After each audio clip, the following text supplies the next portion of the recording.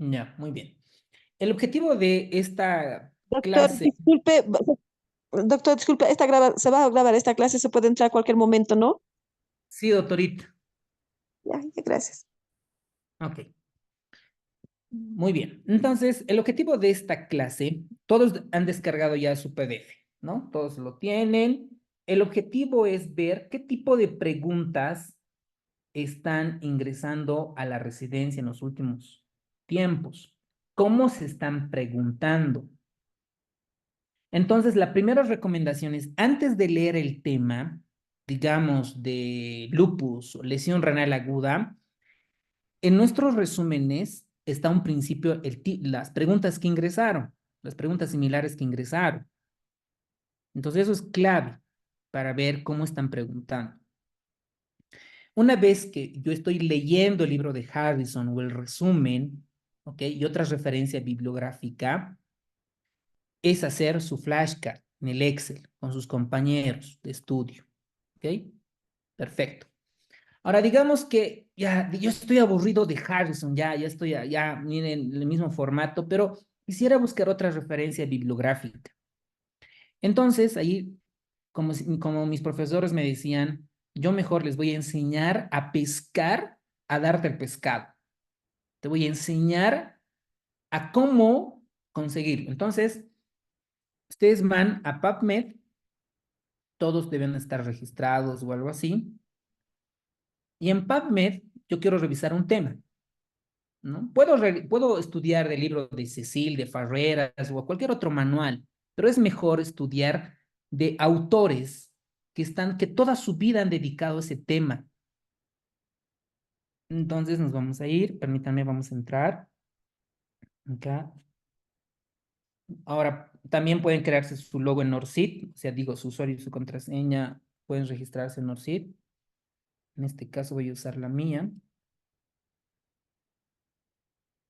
Y digamos, yo quiero estudiar cardiopatía isquémica o, no sé, EPOC, ¿no? EPOC. Y quiero estudiar exactamente la exacerbación de EPOC, ¿no? Y alguien dirá, necesariamente tengo que buscar inglés, mejor, ¿no? Y obviamente hay palabras que no las sabemos, pues uso el traductor. Entonces, una vez que tú te registras en PubMed, esto toda tu vida vas a usar, porque la base de datos libre, porque hay Scopus, hay otra base de Web of Science, hay otra base de datos, pero esto toda tu vida, seas oftalmólogo, neurocirujano, anestesiólogo, intensivista, cirujano vascular, toda tu vida. Entonces tienes que dominar cómo buscar información. Eso te va a diferenciar del montón, porque los otros van a estudiar otros libros. Entonces, en tus filtros, acá donde dice filtros, tú lo vas a clasificar. ¿De qué especialidad quieres que te salga? ¿Qué tipo de estudios quieres que te salgan? Esto lo vas clasificando en base a tu especialidad que deseas ingresar, ¿no? Ahora, yo quiero estudiar un tema, ¿no? Porque todavía no soy residente, no soy especialista, pero quiero estudiar. Los mejores es las revisiones no sistemáticas. Cuando tú quieras hacer reportes de casos, ya repasarás los case reports, ¿no? Reportes de casos. Sobre el tema de exacerbación de EPOC, hay 500. Ahora, a esto le puedes poner comillas para que sea como frases, como tal o paréntesis, ¿no? Hay muchas formas de buscar, pero ahorita les estoy dando la súper básica para que se preparan para la resi. Y hay muchos estudios. A mí lo que me interesa son las revisiones no sistemáticas, estas. ¿Ok? Revisiones no sistemáticas. Y si yo quiero manejar pacientes según nivel de evidencia, son las guías de práctica clínica, que hay 87. Entonces, aquí voy a revisiones. ¿Y quiénes han escrito? Miren esto es lo más importante. A ver, ¿alguien tiene su micrófono activado, Muñoz? ¿No? Aquí está. Mira, por ejemplo, esto. Del 2016, un poco contigo, vamos a cortar nuestro tiempo, que sea de los últimos 4 años. Y ahí en revisiones tengo 749. Y aquí dice objetivos en el tratamiento de EPOC con focus en síntomas y exacerbaciones. Listo. Yo quiero repasar, ¿no? Antes de leer el tema de Harrison, u otras y demás. A ver, ¿dónde está aquí? ¿Por qué se ha borrado? Ahí está. ¿Ok? Entonces yo ya tengo. ¿Cuál es la diferencia de este contenido con los libros? Que estos cuates, estos autores, son expertos en el área. Miren, por ejemplo, este autor, Klaus.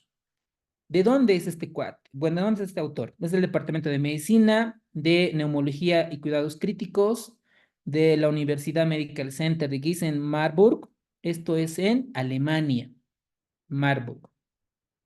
El siguiente autor, Miguel Román Rodríguez. ¿De dónde es? Este es del Instituto de Investigación de las Islas, bla, bla, bla, de España, de Mallorca. Y así. Entonces, imagínense, este contenido vale mucho. Está escrito por los expertos. Entonces, conclusión, si yo quiero repasar un tema para retroalimentar al libro de Harrison, es estudiar de las revistas, de los reviews no sistemáticos. Porque ¿cómo se van a dar de cuenta que es una review? Por esto. Miren, ahí dice review. ¿Ok?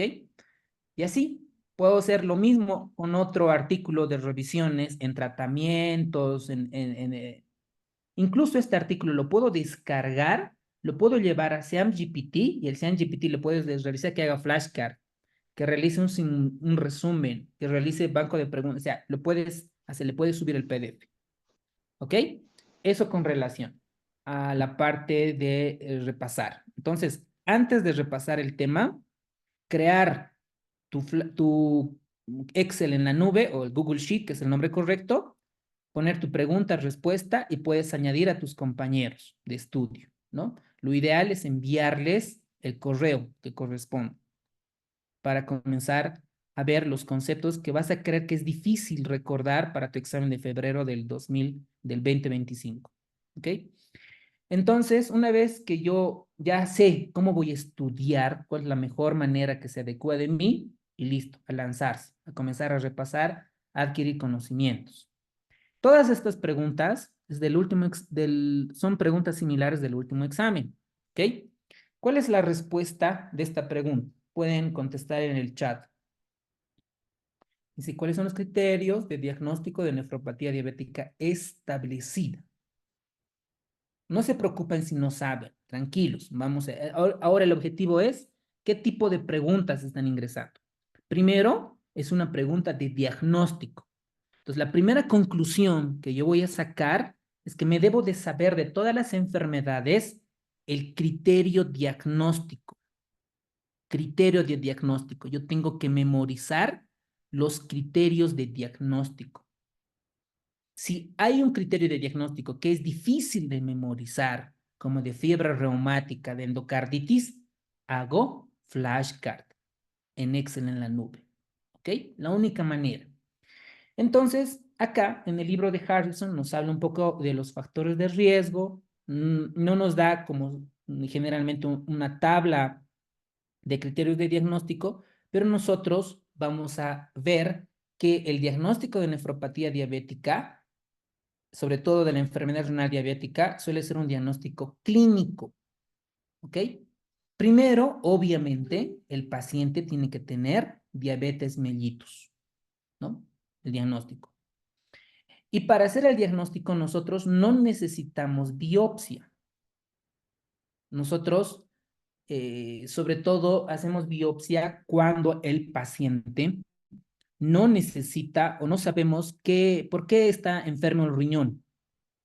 Y el paciente no tiene diabetes y es una lesión renal que está progresando rápidamente. En ese caso sí tendríamos que realizar la biopsia. ¿Ok? Ahora, la biopsia del riñón es sobre todo cuando hay un diagnóstico alternativo, ¿no? Por ejemplo, una glomerulonefritis. Por lo tanto, el diagnóstico de nefropatía diabética suele ser clínico. Antecedente de lesión renal, digo de diabetes mellitus, y que tenga un problema de lesión renal. ¿Ok? Entonces, el diagnóstico lo hacemos con albuminuria persistente y la disminución persistente de la tasa de filtrado glomerular. Y uno se pregunta y dice, ¿cuándo digo que es albuminuria? cuando estoy perdiendo proteína, sobre todo albúmina. Cuando la albúmina en orina es mayor a 30 miligramos día. Y alguien dirá, pues esto para mí va a ser difícil poder recordar, va a ser difícil. Entonces, ¿qué hago? Agarro, ¿no? ¿Cuándo es albuminuri? ¿No? Pongo, a ver, voy a poner descartar, agarro, ¿no? Aquí tengo mi tema de nefropatía diabética. ¿Cuándo es albuminuri? Entonces pongo acá mayor a 30 miligramos día. Listo, ya tengo una flashcard. No voy a realizar de todo, ¿no? Porque me va a tomar tiempo. Pero este dato yo lo voy a volver a repasar mañana, pasado, y no me voy a olvidar. Y eso te va a hacer diferente al resto, ¿ok? Si siguen este consejo, difícilmente se van a olvidar, ¿ok? Entonces ya tengo ahí el dato, más de 30 miligramos. Muy bien, ahora esto dice si se mide mediante recolección cronometrada o más de 30 miligramos si se realiza una prueba puntual, bla, bla, bla, bla, ¿ok? Ya tengo. Además de una tasa de filtrado glomerular, ¿cuánto voy a decir que está disminuida? Menos de 60 ml minuto por cada 1.73 de metro cuadrado, ¿ok? Entonces, la respuesta sabemos que es la proteinuria nefrótica, en este caso la albuminuria que puede ser más de 3 gramos, por eso proteinuria nefrótica, hiperacemia, esto es traducido de la lesión renal y la hiperglucemia. ¿Ok? Fácil. Vamos a este caso clínico y ustedes pueden activar su micrófono para analizar. Les voy a dar los puntos claves. Miren, en La Paz me dicen que es un paciente, permítanme ver esto, ¿dónde está? Quiero activar el lápiz, ya. Dicen en La Paz, 27 años. Se presenta de quejas de hipertensión no controlada, empeoramiento progresivo del perfil renal, disminución de la visión y dolor ardiente en las manos y en los pies. Esto parece una neuropatía periférica, ¿no? No sé si es por diabetes o alguna otra razón. El examen físico mostró pequeñas pápulas rojas en el tronco y en las extremidades inferiores, antecedente de diabetes mellitus y enfermedad cerebrovascular. El paciente fue derivado a un oftalmólogo que reveló depósitos concéntricos, miren, depósitos concéntricos en apariencia de piel de cebolla, en las retinas sin evidencia de retinopatía diabética. Sus laboratorios, hemoglobina de 8, tiene anemia. En un paciente renal con antecedente de empeoramiento progresivo renal y con anemia, ¿qué hormona estaría afectada? Todo está fácil esto. O la pregunta sería, ¿por qué un paciente con enfermedad renal tiene anemia? Disminución de la eritropoyetina. La Eso, muy bien. eritropoyetina. Excelente, muy bien. Entonces, esto nos hace llegar a pensar que no es una lesión renal aguda, es una lesión crónica, porque en la lesión renal aguda no hay anemia, pero sí en la enfermedad renal crónica hay anemia. Entonces, esto parece ser que es una enfermedad renal crónica. Pero la pregunta es, ¿por qué? ¿No? Tiene una creatinina de 2.7, una hemoglobina glucosilada de 4.6. Entonces, no es diabetes, no es nefropatía diabética. Tiene proteinuria de 2 cruces, sangre de 2 cruces, sin cilindros. ¿Cuál es el diagnóstico más probable? Pueden contestar. Pueden contestar en el chat, por favor. ¿Qué les parece? También en su PDF, ¿no? Lo pueden subrayar, pueden añadir. Ok, veamos al descarte. Nefropatía diabética no lo es. ¿Están de acuerdo? Porque su hemoglobina glucosilada está 4.6. Nefropatía lúpica, no sé qué tanto porque no tengo alas de mariposa, no tengo anti-DNAs positivos, nada. Esclerosis múltiple no parece ser porque no me habla de algún dato neurológico como diplopía, oftalmoplegia internuclear, algún dato clínico del sistema nervioso central. Pero sí la enfermedad de Fabry, porque me están dando que tiene depósitos concéntricos en piel sobre todo en característica de cebolla. Entonces, lo más probable aquí que sea la enfermedad de Fabry. ¿Es un caso clínico difícil? Sí, lo es. No está para un estudiante de medicina. Entonces, la nefropatía diabética es una complicación de diabetes, ¿no es cierto? O sea, el paciente no lo tiene, por lo tanto, descartamos que no es nefropatía diabética. La enfermedad de Fabry es un trastorno lisosomal ligado al cromosoma X que provoca un depósito excesivo de glucosfingolípidos neutros, sobre todo el endotelio vascular y varios órganos. Esta acumulación de estos glucosfingolípidos lleva a anomalías clínicas, sobre todo en piel, en ojos, en riñones, corazón y cerebro. Y aquí el caso clínico, la pregunta, sobre todo está afectada en los riñones. Por lo tanto, la respuesta correcta es la enfermedad de Fabry. Entonces, eso resalten en su PDF, ¿no? Ahí la piel de cebolla, ahí el dato típico que les he dado, cómo diferenciar la lesión renal aguda versus la enfermedad renal crónica, ¿no? Porque te puede llegar un caso ahorita a la clínica, un paciente que tiene creatinina de 2. ¿Cómo sabes si es agudo o crónico? Uno es por lo que ustedes comentaron, porque si tiene anemia, es crónico, y si no tiene anemia, apunta a ser agudo. Otra, la ecografía renal. Entonces, le pido al señor, a la señora, una ecografía renal y veo la relación córtico-medular, ¿no? Si la relación córtico-medular está disminuida, no tiene corteza, apunta a ser crónico. Y si tiene conservada la relación córtico-medular, apunta a ser lesión renal aguda. ¿Ok? Tranquilos, si no lo saben, tranquilos, porque igual lo van a aprender esto en la parte de nefro, con la nefróloga, y cómo diferenciar entre una lesión renal aguda versus una enfermedad renal crónica, porque ambos cambian en el tratamiento, en el manejo. ¿Ok? ¿Tienen alguna pregunta hasta acá con esta pregunta, con este caso clínico? ¿Tienen alguna pregunta? Ok, veamos. Entonces acá, dentro de la lesión renal aguda, esta es otra pregunta, ¿no? ¿Cuáles son las causas de lesión prerrenal? ¿Ok? Aquí van a tener en cuenta, sobre todo, esta tabla, ¿no? En la parte intrínseca y postrenal. Creo que esto es intuitivo, ¿no? No es difícil poder recordar la enfermedad, la lesión renal, ¿no? Prerrenal, intrínseca y postrenal. De estas ha entrado todas en los exámenes, ¿ok? Por ejemplo, hace varios años ha entrado postrenal en un paciente que tenía cáncer de cuello uterino. ¿Ok? Decía una paciente que presenta cáncer de cuello uterino, presenta lesión renal. ¿Cuál es el mecanismo fisiopatológico de la lesión renal aguda? Entonces ahí la respuesta era postrenal. ¿Ok? Entonces la postrenal es cuando hay una obstrucción del cuello vesical, ya sea por un tumor. ¿Ok? En ese caso, en esa oportunidad, preguntaron por cáncer de cuello uterino. En la prerrenal es cuando un paciente de alguna otra manera pierde sangre, pierde el volumen circulante efectivo o también está asociado a AINES. ¿Ok? Por ejemplo, una persona con artritis reumatoidea que toma frecuentemente ibuprofeno, de repente va a tener lesión renal aguda. O un paciente que toma algún inhibidor de la enzima convertidora de angiotensina o ciclosporina. La ciclosporina y los AINES generan lesión renal aguda de tipo prerrenal. ¿Ok? Potencialmente posible pregunta de examen. Veamos otro caso.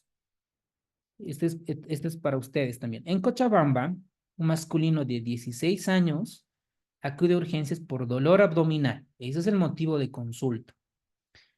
Admite haber tomado 100 tabletas de loperamida. Ya, creo que ya todos saben, ¿no? ¿Qué es la loperamida y cuál es el mecanismo de acción, doctores? Pueden activar su micrófono. Es un antidiarreico, doctor. Muy bien, doctora. ¿Cómo actúa? ¿Cuál es el mecanismo de acción? Estimulando la absorción de agua. No. Otra.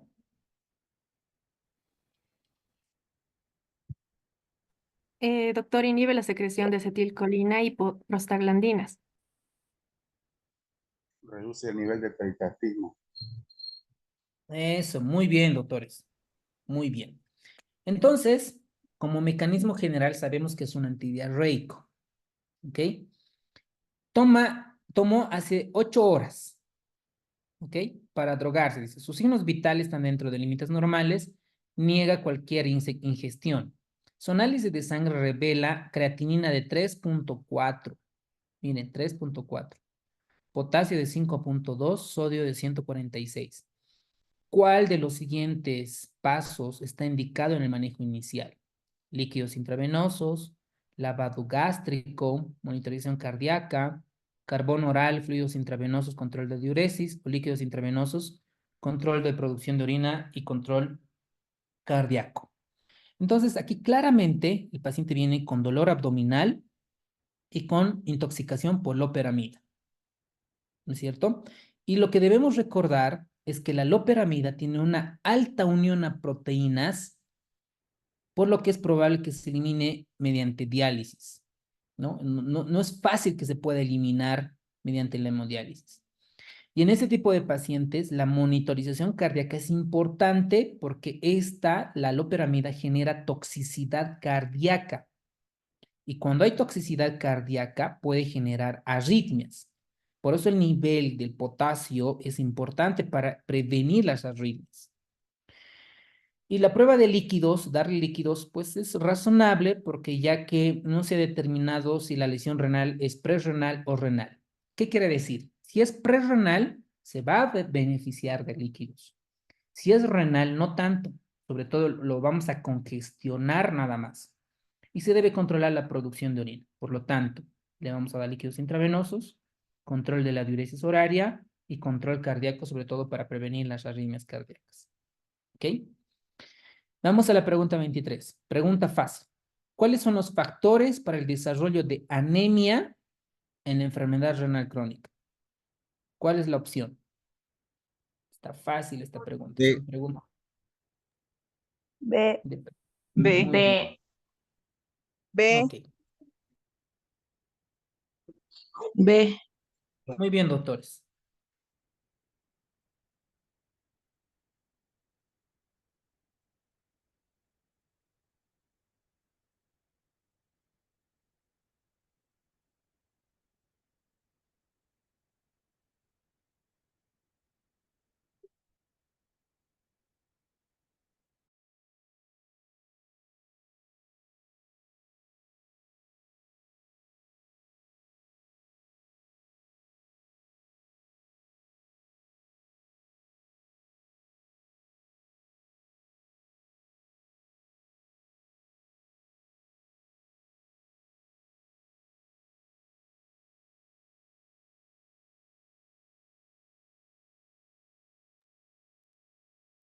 Doctor, no se le escucha o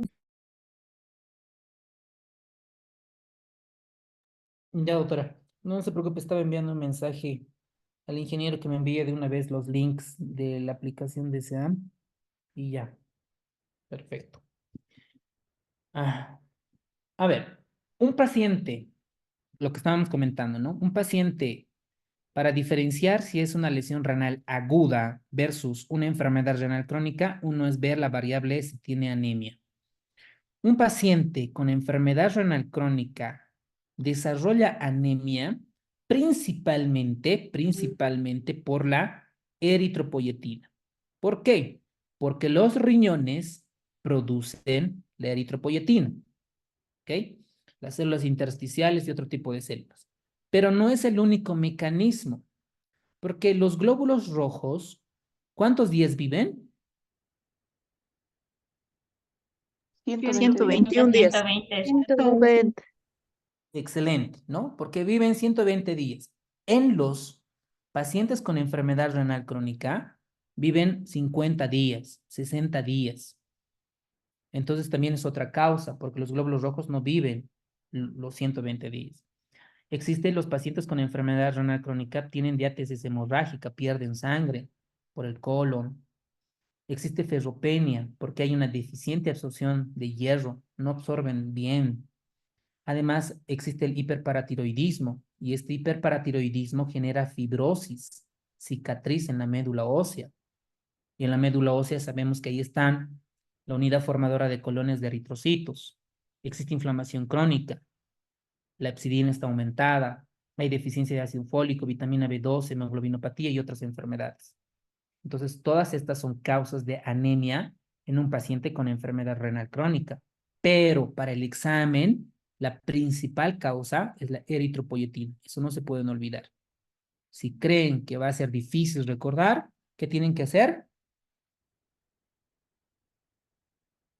Flashcard. Un flashcard. Excelente. ¿Ok? Flashcard. Muy bien. ¿Ok? Ya saben la metodología. Muy bien, como ustedes han contestado, la respuesta es el inciso B, eritropoyetina, hierro y folato, pero principalmente eritropoyetina. Eso nadie se puede olvidar. Es un concepto básico. Nadie se puede olvidar. ¿Ok? Como ustedes verán, las preguntas del examen están fáciles nomás. No la veo difícil. Los casos clínicos sí está difícil. A ver, veamos esto. En este caso.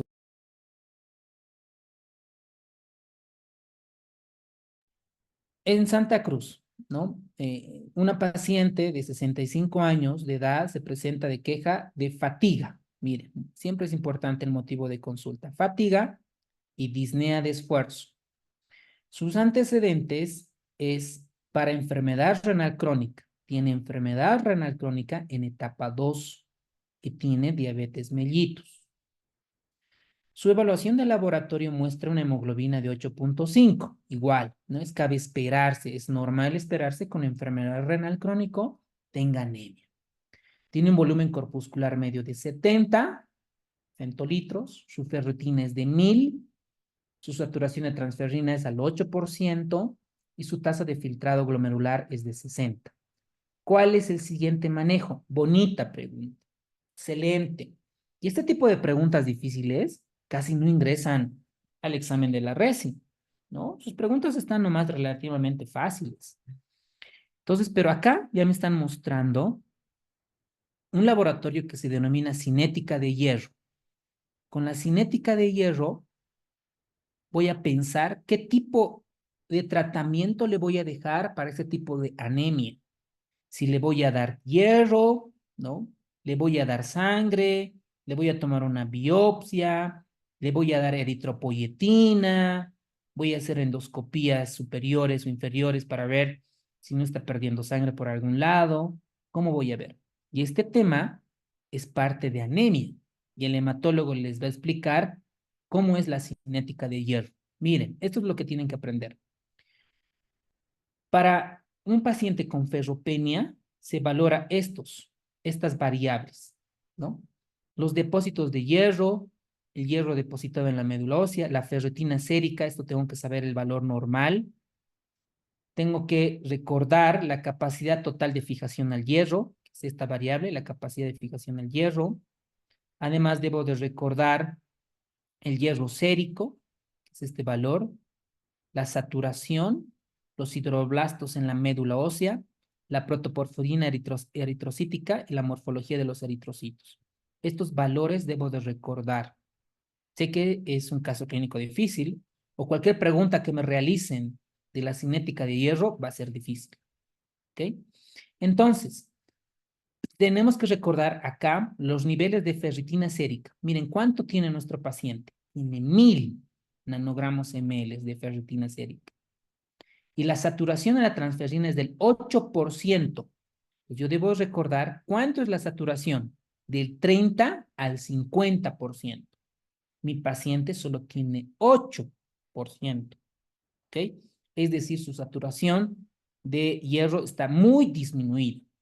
Pero además dice que su ferritina tiene 1000.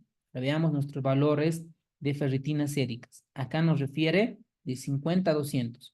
Al parecer, nuestro paciente tiene buenos niveles de ferritina sérica. Entonces, ¿qué tenemos que saber? La anemia en la enfermedad renal crónica es de tipo normocítica, normocrómica. La ferritina sérica es un indicador poco fiable de reservas de hierro. Por lo tanto, en nuestro caso clínico, sabemos que tiene normal, incluso alta. La inflamación crónica de la enfermedad renal crónica puede aumentar los niveles de ferritina sérica. Buena pregunta. Entonces, este nivel de ferritina no nos traduce el depósito de hierro como tal. nos está diciendo como un marcador indirecto de inflamación. Puede ser que esta ferritina esté alta por la inflamación crónica que lleva el paciente. La baja saturación de transferrina con anemia microcítica es consistente de anemia por deficiencia de hierro. Esto sí, ¿no? Nuestro paciente tiene 8 de saturación de transferrina. Lo normal es de 30 a 50. Lo normal. Entonces, el primer concepto que tienen que recordar para el examen es que la saturación está entre 30 a 50. 30 a 50, 30 a 50 la saturación. Nuestro caso tiene 8%. ¿Ok? Entonces, los síntomas sugieren desarrollo de algo rápido de anemia en lugar de un curso lento indolente, y se puede considerar la biopsia si el paciente permanece anémico a pesar de la administración de hierro. Entonces, yo solamente voy a realizar biopsia de médula ósea si no responde al manejo previo que le vamos a realizar. Entonces, me queda claro que un paciente aquí me puede confundir, ¿no? Pero si tiene ferritina de 1000, ¿por qué le vamos a dar hierro? Porque la ferritina me dice indirectamente que tiene hierro. Pero aquí está la clave, la ferritina es un marcador de inflamación, no necesariamente de depósito de hierro en el cuerpo humano. Lo que aquí me está ayudando es la saturación de la transferrina. Con esto puedo decir que al paciente sí le falta hierro. Porque alguien podría pensar, pero si nos ha dicho, nos ha comentado que en un paciente de enfermedad renal crónico, la anemia es por deficiencia de eritropoyetina, ¿por qué no le vamos a dar eritropoyetina? Alguien podría preguntarse. Primero, antes de dar eritropoyetina, debemos de estar seguros que al paciente no le falta hierro. Por ese motivo, le vamos a dar suplementos de hierro, además que la saturación de transferrina está reportándonos al 8%. ¿Por qué nivel de saturación de transferrina? ¿Cuánto era el valor normal? De 30 a 50%. De 30 a 50. Excelente. ¿Cómo han aprendido de 30 a 50? Repitiendo, repitiendo, repitiendo. No hay otro secreto. ¿Ok? Muy bien. ¿Cuál es el mecanismo patológico de la púrpura trombocitopénica idiopática? Pueden responder en el chat.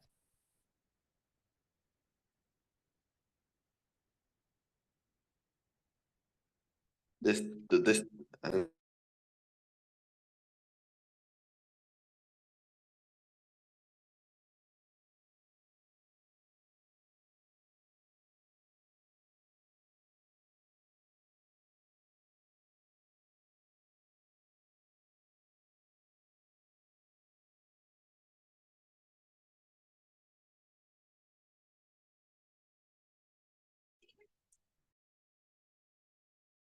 Muy bien, doctores. Gracias por contestar.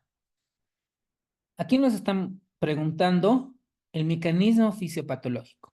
Yo ya sé para el examen, debo de estudiar los criterios de diagnóstico. Y acá me está preguntando la fisiopatología, ¿no? De manera simple. Y esta es una pregunta de fisiopatología. Nos están preguntando cuál es el mecanismo fisiopatológico de la púrpura trombocitopénica idiopática. ¿Qué es esta enfermedad? Básicamente, cuando se destruyen o desaparecen, disminuyen los niveles de plaquetas. El paciente tiene tendencia a sangrar. La pregunta es, ¿por qué? ¿Por qué existe disminución de plaquetas? Una puede ser vitamina K, nada que ver la vitamina K. Tiene que esto desarrollar con factores de coagulación, ¿cierto? Tiene que ver. Por infección, ¿sí? ¿No? Algunos de estos pueden ser desencadenadas por infección, pero ya no sería idiopática, ya no sería. Idiopática es porque no sabemos la causa exacta. Tumor maligno puede ser un síndrome paraneoplásico también. Y aquí yo pudiera decir que no está tan bien planteada porque ambos me hablan de trastornos autoinmunitarios. Y la púrpura trombocitopénica idiopática tiene un gran componente autoinmunitario. ¿Ok? Entonces aquí podría justificarse es que me hablan de destrucción autoinmune de plaquetas. ¿Ok? De plaquetas. De plaquetas. Entonces entre la B y la C, la que más se acerca es la destrucción autoinmune de plaquetas. ¿Ok? Entonces, la púrpura trombocitopénica idiopática es un trastorno adquirido. ¿Por qué se puede adquirir? Porque ya sea por infección, una de las causas. y fisiopatológicamente lleva a la destrucción inmunitaria de plaquetas. Esa es la respuesta. Bueno, muy bien. Entonces, acá es la respuesta del inciso B, por si acaso. ¿Ya? Está mal esta diapositiva, es la respuesta inciso B, destrucción autoinmune de plaquetas. Ok. Ahora, algo que les iba a comentar. Esta pregunta de plaquetas de púrpura trombocitopénica, ¿está como bibliografía? ¿Qué opinan? ¿Está como tema? ¿O en qué parte de un tema está? ¿Qué opinan?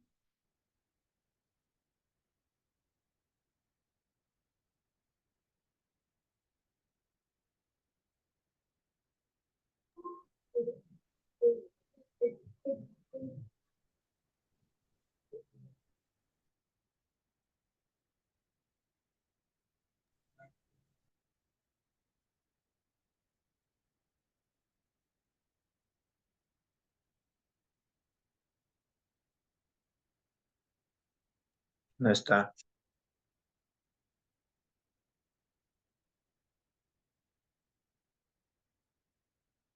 Ya. Em, Les voy a dejar a su criterio. Lo que sí les puedo comentar, hay como un 10% en de todos los años previos, que preguntas entre el 5 al 10% que no necesariamente están dentro de los temas. Por ejemplo, dermatomiositis. Sabemos que no es un tema de la bibliografía, pero en algún momento ha entrado. Obviamente esto no impacta, no es relevante para el examen, porque pues son del 5 al 10%, ¿no? A veces suele ser 1 incluso, entonces, nada más como tener en cuenta para ver ese tipo de preguntas. Vamos al siguiente caso clínico. Un paciente de 17 años de edad se presenta con fatiga generalizada. Dice fatiga, puede ser por anemia, ¿no? Y otras causas. Se ha sentido durante los últimos 6 meses y recientemente ha notado episodios recurrentes de epistaxis. O sea, el motivo de consulta de este caso es el paciente tiene fatiga y tiene epistaxis. Sus episodios de epistaxis suelen durar 30 minutos cada vez. No hay evidencia de sangrado en el examen físico. Su recuento de plaquetas de hoy es de 40,000. Bonita pregunta. Ella no bebe alcohol, actualmente no está sexualmente activa. ¿Qué opción de tratamiento es la más adecuada? Inmunoglobulina anti-D, transfusión de plaquetas, prednisolona o simplemente observación. Entonces, alguien pudiera decir, este paciente también tiene trombocitopenia, ¿no? Ahora, habrá que investigar por qué tiene trombocitopenia, solicitar exámenes complementarios. Entonces, acá nosotros vamos a entrar al mismo tema, ¿no? Que es la púrpura trombocitopénica idiopática. Los episodios de PTI, de púrpura trombocitopénica idiopática, suelen surgir en la niñez. ¿Cuándo surge? Después de una infección viral. Por ejemplo, un paciente tiene antecedente de resfrío y a las semanas presenta epistaxis. Y de repente sus plaquetas están en 30,000, 40,000. Esto encaja a púrpura trombocitopénica inmune. ¿Por qué se generan? Porque se generan autoanticuerpos. Estos autoanticuerpos destruyen las plaquetas. Van hacia los receptores plaquetarios a la glucoproteína 2A y 3B. Y esto se destruyen en los vasos, dichas plaquetas. Por lo tanto, si nosotros realizamos laboratorio en ese tipo de pacientes, vamos a encontrar trombocitopenia, como es en el caso clínico, 40,000, tiempo de protrombina y tiempo de tromboplastina parcial normales, porque no está involucrada las vías de coagulación. Y suele ser autolimitado.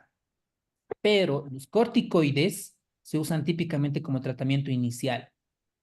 Primero, un paciente que disminuye las plaquetas, como es un trastorno autoinmunitario, entonces tenemos que bajar las defensas con corticoides. ¿Cuándo se va a usar inmunoglobulina intravenosa? Sobre todo en pacientes cuando tienen riesgo de sangrado intracraneal. Riesgo. ¿Y cuándo vamos a ¿Cuándo vamos a sospechar que un paciente tiene riesgo de sangrado intracraneal? Cuando las plaquetas disminuyen menos de 20.000, principalmente. ¿Ok? Por lo tanto, aquí el tratamiento de primera elección son los corticoides. En este caso, la prednisolona. Entonces, ya hemos aprendido que la púrpura trombocitopénica idiopática son por autoanticuerpos con la glucoproteína 2B3A. ¿Ok? Esta es potencialmente posible pregunta de examen. Pueden hacer un flashcard ahí. Una pregunta-respuesta. Y el tratamiento de primera línea son los corticoides. En este caso, prednisolona. Muy bien. Pregunta para ustedes. Pueden contestar en el chat. ¿Cuál es la prueba diagnóstica más sensible? Esto es pregunta de diagnóstico para la leucemia mieloide aguda.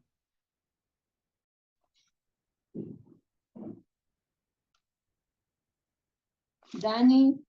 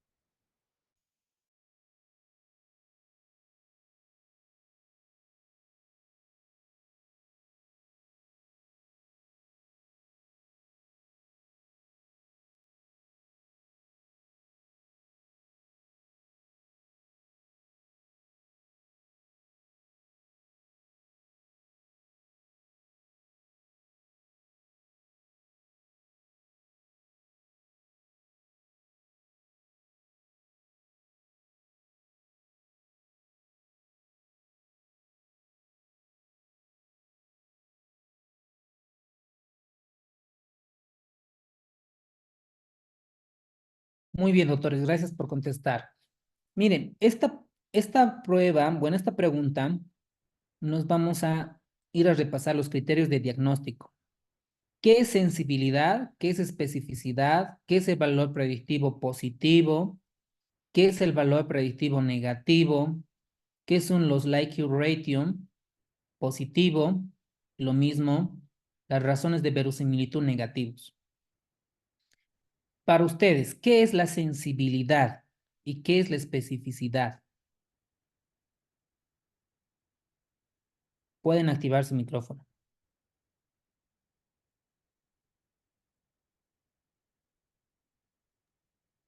La sensibilidad es aquella prueba que te dice si el paciente está enfermo y efectivamente lo está. En cambio, la especificidad te puede determinar una probabilidad de que el enfermo pueda o no estar enfermo. Exacto, doctora. Muy bien. Eh, La sensibilidad, ¿no? Porque esto la, de sensibilidad y especificidad son probabilidades, ¿no? La probabilidad. Por ejemplo, ¿cuál es el gol estándar para medir, por ejemplo, la presión de oclusión de la arteria pulmonar? Es la termodilución transpulmonar, ¿no? Digamos, tenemos una prueba que es gol estándar, ¿no? Con esa prueba nadie me puede debatir, ¿no? Una prueba gol estándar. Pero yo con ecografía puedo subrogar una prueba, ¿no? Un valor, en este caso la prueba de oclusión de la arteria pulmonar. La ecografía, digamos, tiene una sensibilidad del 90%, más del 80% está aceptable. Tengo otro método de diagnóstico, por ejemplo, una telemetría, pero su sensibilidad de la telemetría solo es 60%, entonces tiene mala sensibilidad. Es decir, la sensibilidad es la probabilidad de que esta prueba o un enfermo lo está, lo identifica, es sensible. Mientras que la especificidad es la probabilidad de que esta prueba o el estudio no esté enfermo o no lo detecta la prueba. Entonces, básicamente acá nos está preguntando cuál es la sensibilidad para la leucemia mieloide aguda.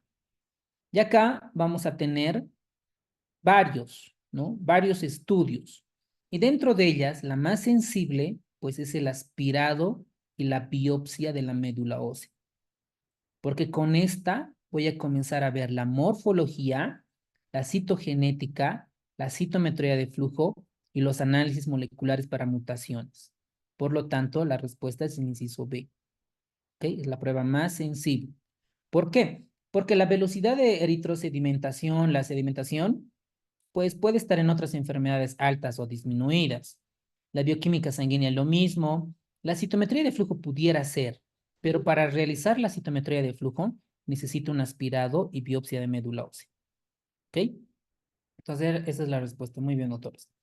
Vamos con esta pregunta. En Sucre, un masculino de 41 años se presenta en clínica por un seguimiento regular. Fue tratado de leucemia mieloide aguda hace 3 años con quimioterapia y se logró una remisión clínica completa después de 3 ciclos. No nos dicen qué esquema han usado. Más tarde, el paciente recayó en 1 año, aunque sobrevivió. La segunda remisión fue difícil de lograr. ¿Cuál de los siguientes es el mejor paso para el manejo de este paciente? Estamos hablando ahorita de la leucemia mieloide. ¿Ok? Entonces, dentro de la leucemia mieloide, la mayoría de los pacientes nos van a ir bien con trasplante de médula ósea, sobre todo para la leucemia mieloide. Y se usa metotrexate de forma intermitente para prevenir la enfermedad del injerto, sobre todo cuando se realice trasplante de médula ósea. En este caso, como el paciente ya tuvo varias recaídas, entonces aquí lo importante es realizar trasplante de médula ósea. Muy bien. ¿Cuál es la principal complicación de la enfermedad de von Willebrand? Pueden contestar en el chat, por favor, doctores.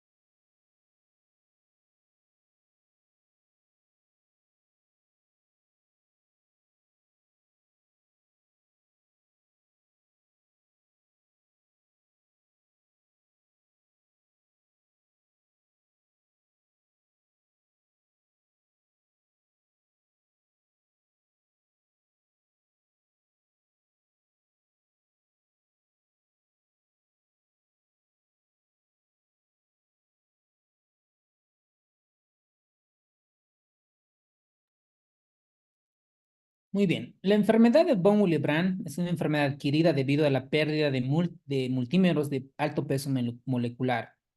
Entonces, esta aberración hematológica se asocia a sangrado. ¿Y por dónde sangran? Principalmente por la vía gastrointestinal. Pues, por lo tanto, aquí la respuesta es la hemorragia. Tenemos un paciente de 17 años de edad, acude a la clínica por menorragia, ¿no? Es una paciente femenina, por quejas de menorragia. Obtuvo la menarquía a los 13 años, obtenido periodos abundantes. Ella experimentó epistaxis cuando era niña, pero se resolvió. Su historia familiar es notable por una tía materna que era sangradora, miren el término, por su madre que experimentó menorragias. A la paciente se le ha dicho que tiene deficiencia de hierro, o sea, por el sangrado, la paciente además ha desarrollado anemia. Los hallazgos del examen físico son normales y las pruebas de laboratorio muestran en la siguiente tabla. ¿Cuál de las siguientes pruebas debe ordenarse para evaluar el sangrado? Tiene un tiempo de protrombina de 10, que está casi normal. tiene un tiempo de TTPA de 33, está normal, y un fibrinógeno de 250, o sea, está casi normal todo. Entonces, la enfermedad de von Willebrand es un trastorno hemorrágico común, sobre todo hereditario, por eso habla de la paciente que la tía, que la mamá, tiene un componente genético importante y principalmente es causado por la deficiencia o disfunción del factor de von Willebrand. ¿Qué hace el factor de von Willebrand? Principalmente interviene en la adhesión en las plaquetas a la parte de la lesión vascular. Ustedes imagínense un vaso sanguíneo, ¿no? Y ahí están las plaquetas. Y estas plaquetas, para que se puedan añadir al endotelio, necesitan factor de von Willebrand. Miren, ahí están las plaquetas, ahí está el endotelio, y este de color azul es el factor de von Willebrand. Además, el factor de von Willebrand estabiliza la proteína procoagulante del factor 8. Por lo tanto, la enfermedad de von Willebrand se divide en 3 categorías principales. Tipo 1, que hay una deficiencia cuantitativa parcial. La tipo 2 es cualitativa y la tipo 3 es la total. ¿Ok? Entonces, por lo tanto, el tiempo de protrombina y el tiempo de parcial la tromboplastina parcial activado son normales. Y por lo tanto, se debe medir, digamos, los valores normales del factor de von Willebrand. Entonces, acá la respuesta es medir la prueba del factor de von Willebrand. Muy bien. ¿Cuáles son los signos de leucemia linfoblástica aguda? Dice un signo. El signo de leucemia linfoblástica aguda principalmente surge porque hay anomalías en las células progenitores hematopoyéticas de la médula ósea. Entonces, como dentro de la médula ósea se van proliferando varias células, van a infiltrar a la médula ósea y esta infiltración causa anemia, granulocitopenia y trombocitopenia. ¿Cómo se manifiesta la anemia? Con fatiga. ¿Cómo se manifiesta la granulotopenia? Con procesos infecciosos y la trombocitopenia con hemorragias. Entonces el paciente puede venir con anemia, con infecciones o con datos de sangrado. Por lo tanto, estos signos, síntomas al paciente hace que busque una atención médica. Entonces, dentro de estas proliferaciones puede infiltrar varios órganos. Por ejemplo, los ganglios linfáticos, el hígado, el vaso, y esto ocasiona hepatoesplenomegalia. Incluso puede invadir sistema nervioso central y eso se denomina la meningiosis leucémica. Por lo tanto, aquí debemos distinguir las características clínicas de la LLA y versus la LMA, ¿no? Que es la leucemia mieloide aguda. Básicamente, en la LLA, la leucemia linfoblástica aguda, hay fiebre, sudores nocturnos, linfadopatía indolora, dolor en los huesos, obstrucción de vías aéreas por la infiltración, puede llegar a un síndrome de vena cava superior, leucemia meningia y demás. Mientras que en la leucemia mieloide aguda puede haber otro tipo de manifestaciones clínicas, principalmente la hiperplasia gingival, sobre todo en la subtipo M4 y M5, y afectación del sistema nervioso central. Entonces, miren este dato. La fiebre y la linfadenopatía es poco común en la leucemia mieloide aguda, pero pueden ser los primeros signos comunes de la leucemia linfoblástica aguda. Por lo tanto, el signo de la leucemia linfoblástica aguda es el dolor óseo. ¿Cuál es la probabilidad de que un niño con leucemia linfoblástica aguda entre en remisión después de la primera terapia de inducción? Muy alta, ¿no? Los niños con leucemia linfoblástica aguda tienen altas tasas de cura, por lo tanto es de 90 a 95%. Les toca a ustedes, es su turno, doctores. ¿Cuál es el principal signo de la enfermedad de Hodgkin? Pueden contestar en el chat, por favor. Adenopatías. Yes.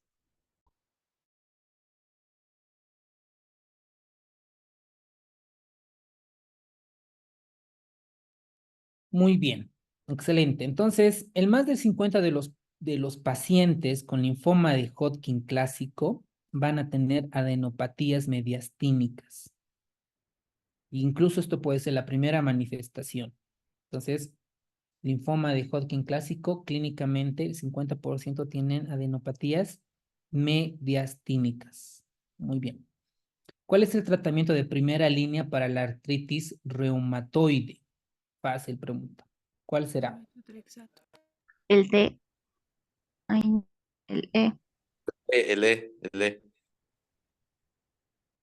Muy bien, doctores. Dentro del tratamiento de la artritis reumatoidea, básicamente se dividen en medicamentos biológicos y en medicamentos modificadores de la enfermedad. Y dentro de los medicamentos modificadores de la enfermedad, el principal es el metotrexate. El metotrexate, por su mecanismo de acción, debe ser acompañada con otro medicamento. ¿Cuál es? Ácido fólico. El Eso, ácido fólico. muy bien, doctores. El ácido fólico, ¿ok? Entonces, metotrexate y siempre debe ir acompañado con ácido fólico, ¿ok? Muy bien, doctores. En Tarija, una mujer de 50 años con artritis reumatoidea severa, durante los últimos 15 años acude por pielonefritis. Mire, tiene antecedente de artritis y tiene pielonefritis. Sus medicamentos actuales son, toma prednisona 7 miligramos, etanercept, signos vitales, tiene una temperatura de 39, se tiene fiebre. No es una I2 baja, es una I2 alta, pielonefritis. Y esta infección que tuvo la paciente, o que tiene la paciente, desencadena, ¿no?, al sistema inmune, generando un síndrome de respuesta inflamatoria sistémica. ¿Y cómo se traduce? Porque el paciente tiene taquicardia, tiene fiebre, ¿no? Entonces el examen físico revela sensibilidad en el ángulo costofrénico derecho, ¿no? La puño-percusión derecha es positiva y tiene múltiples nódulos reumatoideos subcutáneos. En mi examen, cuando yo di el examen de la residencia, nos preguntaron de todos los pacientes con artritis reumatoidea, ¿qué porcentaje tienen nódulos? En un libro decía 20 y en otro libro decía 15, entonces estaba entre el 15 y el 20. Y la respuesta le pusieron el 20%, ¿no? Los estudios de laboratorio muestran un recuento de glóbulos blancos de 2.500. Miren, señores, en un paciente con fiebre, pielonefritis, debería estar con leucocitosis, ¿verdad? Pero esta paciente está haciendo leucopenia. Puede ser por el metotrexate también. Tiene hemoglobina de 9, tiene anemia, pero esto es una anemia de trastornos crónicos, una anemia normocítica normocrómica. Tiene plaquetas de 150.000, el recuento absoluto de neutrófilos, 300 células. Hemoglobina de 8.8, igual está cerca. Y la biopsia de médula ósea muestra una falta de neutrófilos maduros con hipercelularidad. Comienza con metotrexate sin ninguna mejoría durante 6 semanas a las dosis máximas. ¿Cuál de los siguientes es el mejor paso? Habíamos comentado que para la artritis, el medicamento modificador de enfermedad el mejor, o el primero, es metotrexate. Eso es para el examen, ¿no? Metotrexate. Pero hay casos como en este escenario clínico que no mejora con el metotrexate.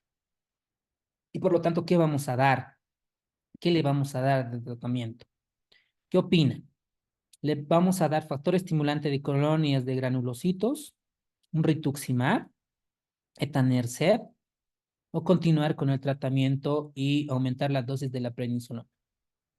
¿Qué tienen que tener en cuenta aquí, doctores? Un paciente que está con infección, no vamos a disminuir más sus defensas, ¿ok? Porque si le prescribimos rituximab, etanercept, aumentamos las dosis de la prednisolona, lo vamos a inmunodeprimir y va a entrar en sepsis, choque séptico refractario y disfunción multiorgánica que se va a morir, ¿ok? Entonces, este tipo de pacientes vamos a suspender el etanercept porque está recibiendo un anti-TNF-alfa. Estamos empeorando la situación clínica. Por lo tanto, vamos a suspender el etanercept y comenzar con rituximab para hacer el manejo. Bueno, muy bien. ¿Cuál es el signo clínico más característico de la artritis gotosa? Pueden contestar, por favor.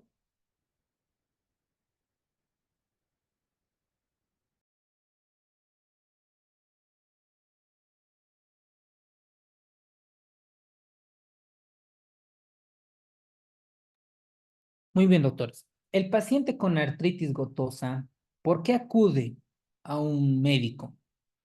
Por dolor. Por eso acude. No acude por edema, por itema. La mayor porcentaje de los pacientes con gota acuden por dolor agudo. Entonces, dentro de esto encaja la artritis gotosa. Entonces, sabemos que estos pacientes van a acudir por una crisis aguda de dolor. Por lo tanto, la respuesta es dolor articular agudo. ¿Ok? Vemos con este caso clínico en Oruro, un masculino de 50 años de edad con antecedentes médicos de gota. Se presenta a su rutina, va al médico y en el último año ha tenido 4 episodios de artritis gotosa, que presenta con dolor intenso, hinchazón, sensibilidad, bla, bla, bla. Sus episodios agudos de gota responden a naproxeno, ¿no? Se maneja con naproxeno. En su medicamento incluyen, en la radiografía, son normales y no presentan erosiones. ¿Cuál de los siguientes es el manejo inicial para este paciente? Le vamos a dar probenicid, allopurinol, colchicina, solo colchicina y febuxostat. Aquí me hubiera gustado que nos den los niveles de creatinina para ver si vamos a usar febuxostat o allopurinol, porque mucho depende de esto. Entonces, en un paciente con antecedente de gota, ya varios antecedentes de crisis aguda de gota, tenemos que disminuir los niveles de ácido úrico. Y los niveles de ácido úrico básicamente son con allopurinol y colchicina, ¿no? Básicamente esto. Si el paciente tuviera algún trastorno renal, podríamos considerar otros hipouricemiantes, pero el tratamiento es allopurinol colchicina. ¿Cuál es el tratamiento de elección para la artrosis de rodilla? Para la artrosis, dice tratamiento de elección para que no vuelva a molestar la rodilla. Dentro de estas está la artroplastía total de rodilla. ¿Cuál es la causa más común de AR? Pueden contestar en el chat, por favor. Ay, perdón. Ahora sí.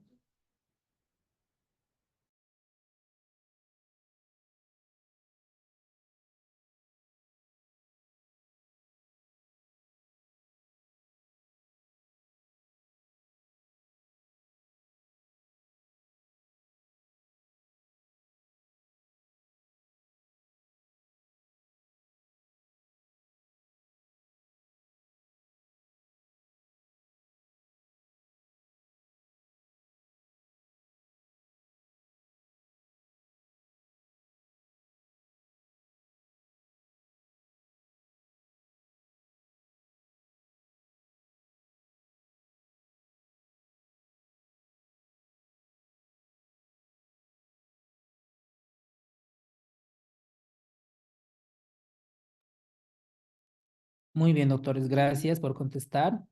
Y vamos a ver acá que la artritis reumatoidea tiene un gran componente genético.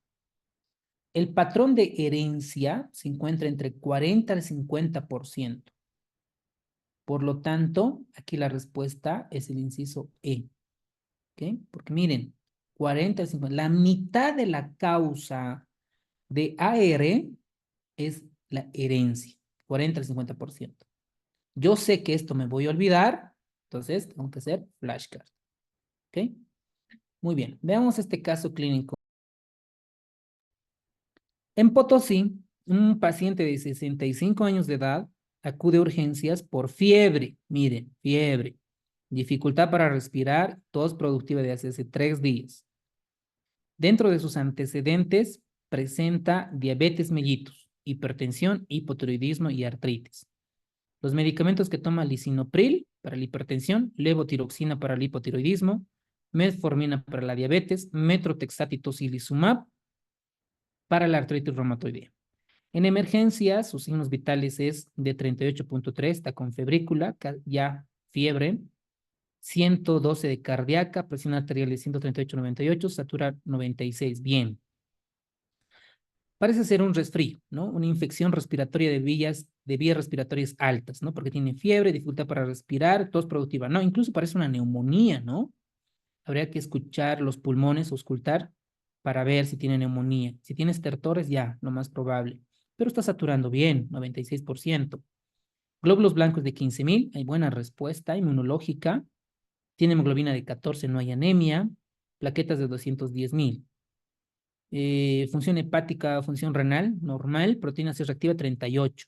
un dato de respuesta inflamatoria sistémica.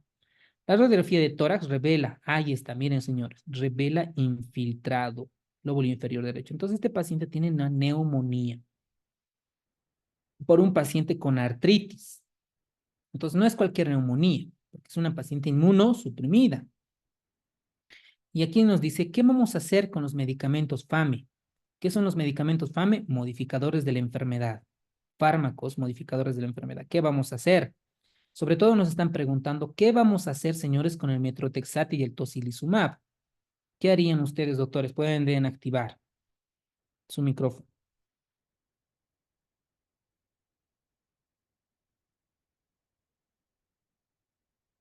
Sé que es una pregunta difícil. Lo ideal en este caso, el metrotexate y el tocilizumab son inmunosupresores. Incluso el tocilizumab va contra la interleucina 6 y el metrotexate va a disminuir todas nuestras defensas. Entonces lo ideal es suspender y darle otro fármaco modificador de enfermedad que no disminuya tanto sus defensas. Entonces sabemos que el paciente tiene una neumonía adquirida en la comunidad y que el metrotexate convencional y el tocilizumab, ambos son agentes inmunosupresores fuertes. Y por lo tanto, como esta inmunosupresión es fuerte, favorece la infección y empeora la enfermedad. Mientras que la hidroxicloroquina es un agente inmunomodulador, pero no aumenta el riesgo de infección. Importante, buenísimo ese concepto. Entonces, aquí el tratamiento es suspender el metrotexate y tocilizumab para no inmunodeprimirla más y cambiar a hidroxicloroquina. ¿Por qué? Porque la hidroxicloroquina no suprime tanto el sistema inmunológico. ¿Ok? Bonito caso para analizar. Muy bien, ¿cuál de los siguientes es un factor de riesgo no modificable para la enfermedad valvular cardíaca? Aquí nos habla de valvulopatía aórtica. Yo no sé si esto entra como tema para la residencia médica o es un tema relacionado a hipertensión arterial, pero sabemos que no modificable, ahí por obvias razones, es la edad, porque no puedo modificar que una persona tenga menos edad o más edad, y sí lo demás. ¿Ok? La lesión elemental del acné. Sabemos que el acné, yo no sé si entra como tema, sé que en la parte entra de dermatitis de contacto, se los dejo a su criterio ustedes, doctores, pero acné, no sé si debería entrar como tema para medicina interna. Entonces sabemos que es el comedón, aunque fue una pregunta fácil, pero no sé si el tema de acné está como referencia bibliográfica. Lo mismo pasa con el diagnóstico diferencial de rosácea. Entonces, para rosácea, esto en forma de alas de mariposa, podrías darnos un diagnóstico diferencial de lupus eritematoso sistémico, ¿no? Porque da en alas de mariposa. Y en alas de mariposa, esto es casi característico del lupus eritematoso sistémico. En relación al seguimiento del tratamiento de la sífilis, ¿qué laboratorio se solicita? Un paciente con tratamiento para sífilis, para el diagnóstico y tratamiento, pues tenemos las BDRLs y otro tipo de controles serológicos que nos pueden demostrar el resultado terapéutico. Entonces ahí la respuesta es BDRL. Dice, en caso de fiebre tifoidea, señale lo correcto. La fiebre tifoidea tiene muchas connotaciones clínicas de diagnóstico y tratamiento. Entonces, el tratamiento antibiótico, a ver, primero para la gastroenteritis aguda no necesariamente damos antibióticos, porque la mayoría de las gastroenteritis son de origen viral y son autolimitadas. Pero para pacientes que son generadas por Salmonella typhi, sobre todo, recién está indicado los antibióticos, principalmente si el paciente tiene sepsis o bacteremia con datos de toxicidades sistémicas. Por lo tanto, el tratamiento precoz de antibióticos es de suma importancia para la fiebre tifoidea. En una shigellosis encontramos, normalmente las shigellosis son enfermedades diarreas con sangre. Entonces, la disentería, sabemos que es una enteritis con afectación de colon y recto, que son sangre con moco, es decir, heces con sangre y moco. Y el paciente puede tener incluso fiebre. Y la causa prototípica de disentería es la Shigella, ¿cierto? Y aquí sabemos que la Shigella en medicina interna causa del 0 al 15% como causa principal de disentería. Entonces, en su flashcard debe estar anotado que la Shigella causa disentería o que la primera causa de disentería es la shigellosis. ¿Ok? Por lo tanto, la shigellosis causa diarreas mucosanguinolentas. Vamos frente a un caso de tétanos en una persona de 30 años. ¿Qué vamos a hacer? El tétanos, ¿no? Sabemos que puede tardar recuperarse de 4 a 6 semanas después de recibir un tratamiento de inmunización. Sobre todo en el mundo de la prevención, para la Organización Mundial de la Salud, la vacuna es importante, sobre todo en sus 3 dosis. Miren, los refuerzos a los 4 a 7 y 12 a 15 años. Esto sobre todo para prevenir el tétanos. Y las personas que sufren heridas proclives al tétanos deben inmunizarse si su estado de vacunación es incompleto o no se conoce, o si recibieron el último refuerzo más de los 10 años antes. Son criterios importantes para la prevención. Y sobre todo, se recomienda el toxoide tetánico que se administre en combinación con toxoide diftérico en una misma presentación con o sin vacuna celular, sobre todo para la tosferina. Incluso nos dan las edades para uno de estos. Entonces, en caso de tétanos, una persona de 30 años, se debe vacunar a la persona y con la vacuna antitetánica. Entonces, es importante ver estos datos. En Cochabamba tenemos un varón de 16 años de edad que es llevado al hospital con quejas de dolor abdominal y que su abdomen está tenso y rígido. Lleva unos días con fiebre baja asociada a irritabilidad. El examen físico está casi normal y tiene un vendaje sucio en el talón derecho, miren, que según informa cubre la lesión y recibió ácido clavulámico, ¿no? O que dice, no, recibió un clavo oxidado, ¿no? Tuvo un accidente.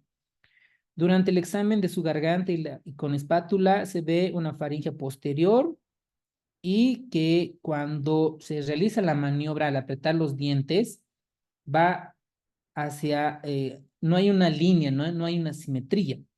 ¿Y cuál de los siguientes es el mejor paso en el manejo de este tipo de paciente? Sabemos que este paciente tiene un accidente, ¿no? Tiene una punción de un clavo oxidado. Y puede ser que de ahí esté surgiendo algún tipo de enfermedad, como en este caso de tétanos. Y la pregunta es, ¿qué vamos a hacer? Un paciente que viene con tétanos tiene trismus, ¿no? Tiene la famosa expresión facial de mueca, tiene espasmos musculares. Incluso en casos severos puede llegar a la opistótomos y puede morir por una dificultad respiratoria. Y el medicamento de primera línea son las inmunoglobulinas porque elimina la toxina de la tetanoespasmina. Y este incluso puede acortar el curso de la enfermedad. Por lo tanto, en este paciente es administrar inmunoglobulinas antitetánicas 500 unidades internacionales. Muy bien, pregunta para ustedes, doctores. El intertrigo es una lesión de la piel que se encuentra en...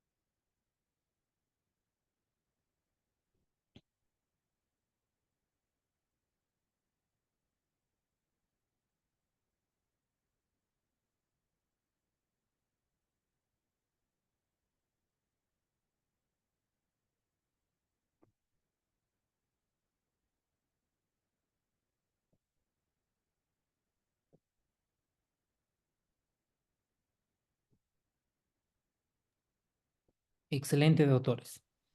La mucormicosis es un tipo de hongo que generalmente ataca la vía respiratoria superior y tienen características negruzcas. Las lesiones blanquecinas en la mucosa bucal puede ser, pero aquí nos habla de intertrigo. La esporotricosis es un tipo de hongo igual que afecta a muchas partes del organismo y pues aquí no nos afecta tanto el intertrigo. Y las infecciones por aspergillus, sobre todo en pacientes inmunodeprimidos, VIH, corticoides a dosis altas o algunos tratamientos inmunológicos, y sobre todo puede afectar la vía respiratoria superior e inferior. Entonces aquí lo que nosotros vamos a destacar es que son infecciones por cándida principalmente. En Cobija tenemos un paciente de 30 años, se presenta por odinofagia y ageusia. Miren ese motivo de consulta. Ha perdido 22.2 kilogramos. No sabemos si es por cáncer, por VIH u otras cosas. Fue diagnosticado, ahí está, ¿no? Dicen VIH hace 10 años y no ha cumplido su tratamiento antirretroviral. Su presión arterial está normal, excepto la taquicardia. Parece caquético en el examen y muestra placas blancas en la lengua y en el paladar. Sucede 4 hasta 6 meses, son 95 células y la carga viral de 246.700 copias por ml. ¿Cuál es el mejor paso? Sabemos que este paciente clásicamente vemos que tiene una esofagitis por cándida, ¿no? Y el tratamiento para cándida esofágica, pues sabemos que es el fluconazol, ¿ok? Por lo tanto, el tratamiento es fluconazol.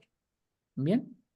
Muy bien, señores, hemos terminado nuestra clase de hoy introductoria para saber qué tipo de preguntas y pueden revisar el cronograma. En los próximos días tenemos las primeras clases de cardiología. ¿Alguien tiene alguna consulta, alguna pregunta antes de finalizar esta pequeña clase?